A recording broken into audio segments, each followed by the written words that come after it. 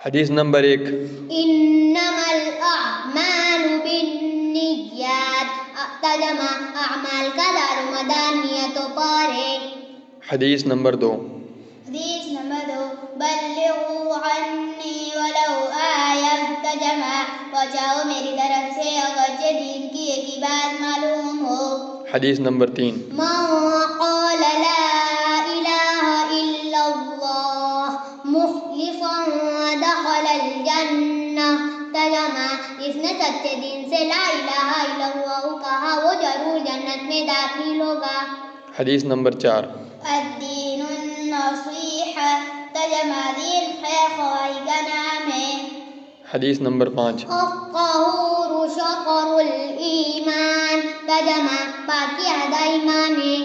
حدیث نمبر 6 الصلاۃ عماد الدین ترجمہ نماز دین کا ستون ہے۔ حدیث نمبر 7 قرۃ عینی فی الصلاۃ ترجمہ میری آنکھوں کی ٹھنڈک نماز میں ہے۔ حدیث نمبر 8 من ترک الصلاۃ متعمدا فقد کفر ترجمہ جس نے جان بوجھ کر نماز کو چھوڑا اس نے کفر کیا۔ حدیث نمبر 9 طلب العلم فریضۃ علی کل مسلم ترجمہ علم کا حاصل کرنا ہر بالغ مسلمان پر فرض ہے۔ حدیث نمبر 10 خیرکم من تعلم القرآن وعلمہ ترجمہ تم میں سے سب سے بہتر شخص وہ ہے جو قرآن سیکھے اور سکھائے۔